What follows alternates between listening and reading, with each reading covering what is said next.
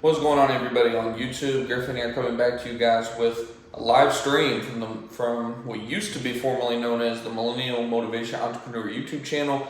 Rebranded the channel just to simply my name, Griffin Thomas, just because even though, we're still trying to motivate, not just millennials, but Gen X, Gen Z, what is there now? So many different generations alive right now. It's crazy how long we're living, but just everybody in general. But I just wanted to go ahead and just rebrand the channel just because it's been a while since I've been posting frequently, so I figured it was just the right thing to do. But today we're just going to be simply talking about 10 different types of dividend ETFs, stocks, REITs, that kind of stuff that our ultimate goal out here, of course, is to create a passive income source. And not just one source, but many sources, right? It can be businesses that you're growing. Like me, I have a pest control business that I'm growing, and we're probably going to do over $100,000 this year, our first year. Once we hit the new year, I'll actually do a video just showing you guys how we built this business from ground up over the last year. It's been an amazing journey. But businesses, investments, which is what we're talking about today, specifically with dividend investments, real estate, all sorts of different kinds of real estate that we'll talk about in the future as well. But today, like I said, we're just talking about 10 different types of dividend stocks, ETFs, REITs that you should be on the lookout for. Definitely do your homework. Of course, I have to put the disclaimer out there that by no way, shape, or form am I giving anyone financial advice. This is just simply for educational purposes only. Do not try to come at me saying that I ruined your finances or anything like that. But we'll just get started. I got it all listed here for you all. Number one is obviously AT&T. AT&T has been, producing 6 to 7% consistent yearly dividends for their investors for many, many years now, since well before I even started getting involved in the stock market. And they're still, I wouldn't necessarily, some people, actually I don't know anybody anymore that would consider them a growth stock or anything, but their annualized returns year over year, usually somewhere between 8 to 12% after you factor in the dividends and their growth. So, solid overall investment. And then, of course, you're just going to constantly get that cash flow at 67% per year. Put that in perspective, for every $1,000 you put in, that's going to be $60 to $70 that you're just simply collecting just for simply owning the stock. Now, obviously, $1,000, you're not going to be making a whole hell of a lot off that dividend. But the goal, obviously, in the beginning is reinvest those dividends and then add, $100 a month, $1,000 a month, $10,000 a month, whatever your budget currently allows you to invest month over month, and then hopefully, of course, that can grow along with the compound effect. And then before you know it, you look up, boom, you got $1 million worth of assets sitting over there. Maybe not necessarily at AT&T, but just throughout all these different types of dividends. Say you're pulling 5 to 6% a year in dividends off $1 million, you just pretty much replace the average income of the U.S., which is around $50,000 to $60,000 a year, not including the growth of those stocks for you too. So, like I said, number one's AT&T, averaging that 6 to 7% a year. The next one is EPR. EPR is one that I myself is one of 3 or 4 of these on this list that I just recently started learning about recently. They actually offer us around a 6% dividend last time I checked, which was about 48 hours ago.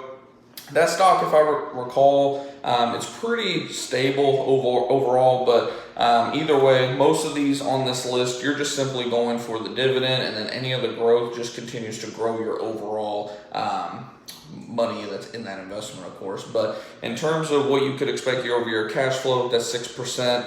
And of course, just so everyone's aware, with dividend investing, say you want to go ahead and you're planning on dropping a huge lump sum, which I'm sure a lot of you aren't, of course, but let's just say you plan on just, starting out in some kind of just standard trading account, not like a Roth IRA, 401k, anything like that. You want to be able to pull this money out frequently, month over month, quarter over quarter, whatever the case may be, to live on. In terms of dividend payments, you only pay between it's either 15 to 20 or 15 to 25%. It changed within the last couple of years, but it's somewhere between, on the lowest end, 15%, on the highest end, like 20, 25%, depending on your income.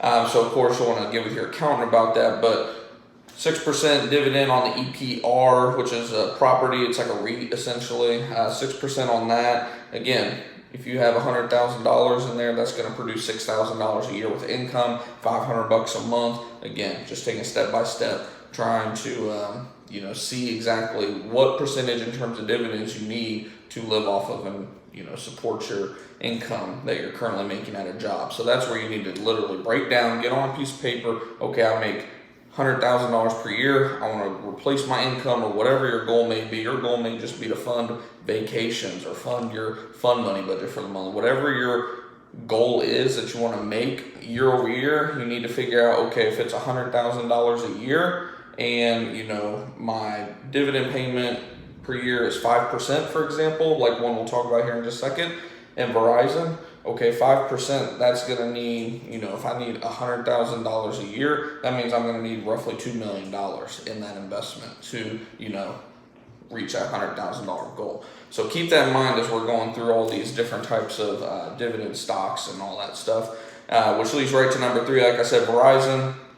You can't go wrong with either Verizon or AT&T. I threw Verizon on there just because, in terms of benefits and whatnot, it's practically the same as AT&T. Has a nice, healthy 5% dividend. Anything over 4 to 5% is a very good dividend. And Verizon's another company that's been, shelling out that dividend to their investors for many years now. In terms of growth, it's a little bit slower and steadier than AT&T. AT&T over the last 5 years or so has kind of been more of a roller coaster, not nearly as bad as some growth stocks, obviously, but compared to Verizon's pretty much just kind of been slow and steady. Hasn't really grown a whole lot over the last 5 years, but it's still just kind of just slow and steady versus more of a, roller coaster ride. But you have that consistent 5%, which good little dividend for sure.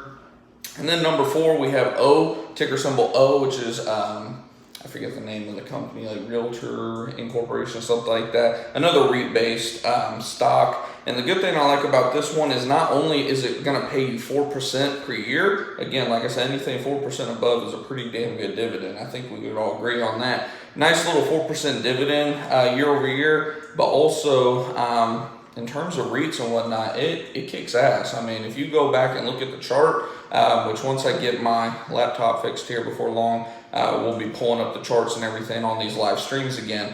But if you go back and look at the chart, it is just going crazy the last year or two. Obviously, a lot of stocks have since we've been pulled out of the pandemic and whatnot. But even if you go back the last 3 to 5 years, this stock has really just been going on the rise. I think its annualized return is somewhere around 15% year over year over the last 5 years or something like that. So pretty good returns overall for a company that pays out also that 4% dividend. And then the next one here, we're going to start getting into more growth stocks here that do also offer a little bit of a dividend for those of you that are wanting more growth along with maybe some dividends sprinkled in just to give you some passive income here and there. Apple, of course, Apple continues to add on to their dividend. It seems every couple years. They just did it, I think, back in 2019, if I recall. Apple's dividend, last I checked, was around 1.75%, so just under 2%. Sorry, somebody's calling my business line right now. I can wait for now.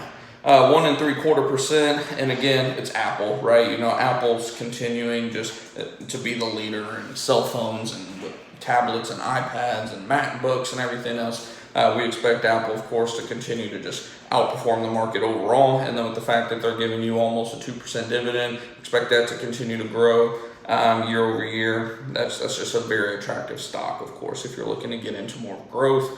Another stock would be JP Morgan. JP Morgan, a bank, of course. It's more, I wouldn't necessarily classify it as a growth stock, but in terms of its movements and whatnot, it's a little bit more volatile than, if you were to just simply invest in the overall financial sector like XLF, the S&P financial sector. Plus the dividend is higher. The dividend on XLF is somewhere around 1.8 to 1.9% dividend. JP Morgan's is around 2.25, 2.5, something like that.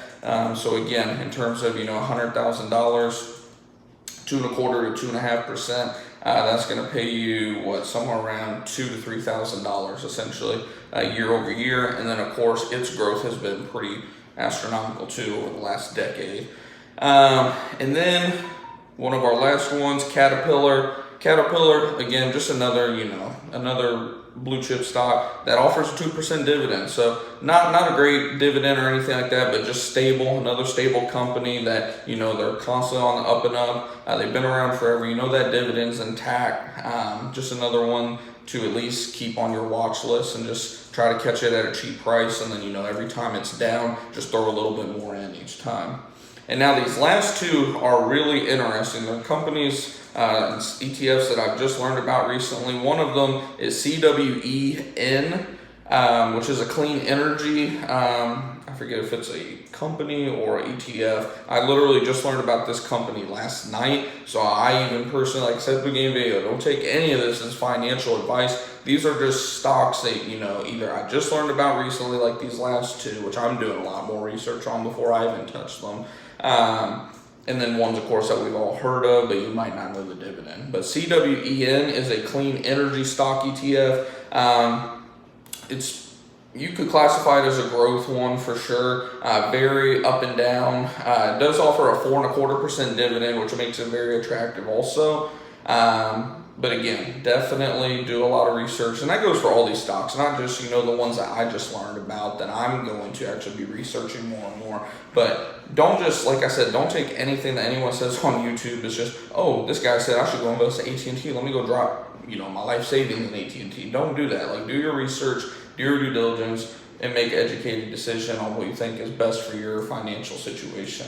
But CWEN, if you're betting on the clean energy space continuing to just kaboom like it's been over the last year or two, which even though I'm not necessarily, you know, a tree hugger or anything by any means, let's just face the facts. I mean, we're seeing more and more companies come out with electric cars, electric vehicles by this day, it seems. I mean, we have Ford coming out with 2 electric trucks, Ram talking about coming out with an electric truck with like a 5 or 700 mile range in the next couple of years. Of course, you know, Toyota and Volvo and all these car companies are just completely switching over to the electric field, right? So we can't ignore that at the end of the day. Expect that to continue to go up over time. So, you know, you have that growth factor, of course, that expect that to continue to go up and add up to your overall asset class there. And then, you know, your 4.25%, again, put that in perspective, on a $100,000 investment is going to make you about $4,000 to $5,000 a year just in dividend income. And then the last one, EPB. This one I think you guys are really going to be interested in the most, as I see it just started pouring down rain and it was just sunny all day. Whatever.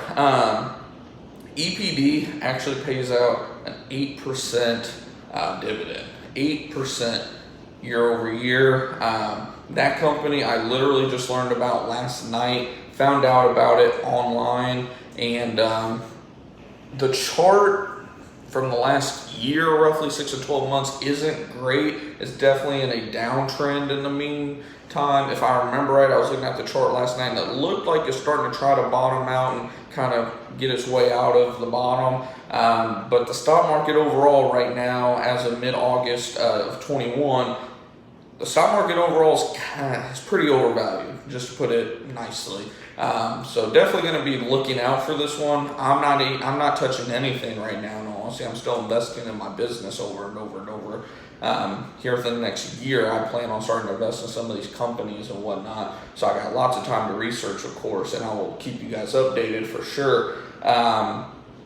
But that one there, I mean, regardless, even though it's been in a downtrend recently, it's got a massive gap to fill in terms of its all-time high, which I believe it just hit a year ago. So it's not like this thing's been in a constant downtrend for, 5 years. They just continue to slash the shares over and over and over, doing stock splits and all that, just straight up manipulating the stock or anything. Still seems to be a relatively strong company. But like I said, definitely do your research. Don't just look at the juicy 8% dividend and just throw all your life savings at it or anything crazy like that, because, oh my God, it's going to pay me 8%. The average dividend is like 3 to 4. Not always is that the best investment, but it's definitely one I suggest you guys take a look at. Put it on your watch list. Just look at it. If nothing else, just watch how it goes over the next 6 to 12 months and then make a decision. Like I said, you can never do too much research at the end of the day. You can never dissect a stock, an ETF, a REIT, whatever you're investing in, a piece of real estate. You can never do too much homework on any of this stuff at the end of the day. Paper invested, paper traded, whatever the case may be. Right now we're talking more investing. That's why I said paper invest. But, use the paper trading accounts with TD Ameritrade and just kind of, not necessarily try to time it, but just, imagine if you put $10,000 of your own money in there and just kind of track it over the next 6 months or 12 months and see how it does, see how it behaves, see if it seems to fit in your type of portfolio that you want. Because that 8%, I mean, it is nice if the stock can actually pull out of that dip that it's in right now. Like I said, it's in a if you pull up the chart, again, the ticker symbol on that, get it back here, is EPD. And like I said, 8% dividend. It's in a downward trend right now. Like I said, it's one to just kind of keep your eye on. And if it looks like it can finally form a bottom, it might be one definitely worth at least considering. And because 8%, you put $100,000 in a stock with 8% dividend year over year, that's pretty good. I mean, that's $8,000 a year. That's what, roughly not quite $1,000 a month, somewhere around what, $700,000 or $700 a month, something like that. So 8% is definitely something not to squawk at or anything like that, but. Yeah, that pretty much is the whole list for today. Don't want to make this video too long. I see we're already over 15 minutes, which was the goal for this video. I seen we had a couple of you in and out throughout the stream and whatnot. If you see this stream for the first time and you enjoyed the content, all I ask is that you simply hit the thumbs up button, subscribe if you're new. We'd love to have you here for our future streams and videos. We have hundreds of videos, I think 200 or 300 videos, maybe even more on the channel. And we have a totally free Discord group chat. I'll try to remember to post that down in the video description below once the video finishes uploading. We have 200 to 300 members in there also. I don't charge for anything on the channel, don't have ads or any BS courses or anything like that. I just feel it's my duty, as I continue to stuff my brain with information and learning through trial and error with investing, with business and everything else. I feel it's my obligation to, pass this information off, not just to the people that are alive and watching this right now, but I see the internet as modern day history books that, people are going to be looking back on, like YouTube and everything, 10, 20, 40, 50 years from now, and they'll be able to use this information that, not just for me, I don't have all the answers, but all of us creators out here, we have a duty to, just put our best foot forward and try to teach everybody that we can. Just learn from our mistakes, learn from what we've learn from you guys too in the comments and whatnot. And, just make the world a better place and make the world richer overall, because when everybody starts to do better, then, the whole world as a whole will do better. We'll be able to solve lots of problems together. So we'd love to have you here. Like I said, definitely start subscribing, hitting the thumbs up. See you in Discord. But until next time, guys, keep on going out there, making your profits, covering your profits, achieving your financial freedom this year. And I will see you guys here in the next stream or video. Take it easy, guys.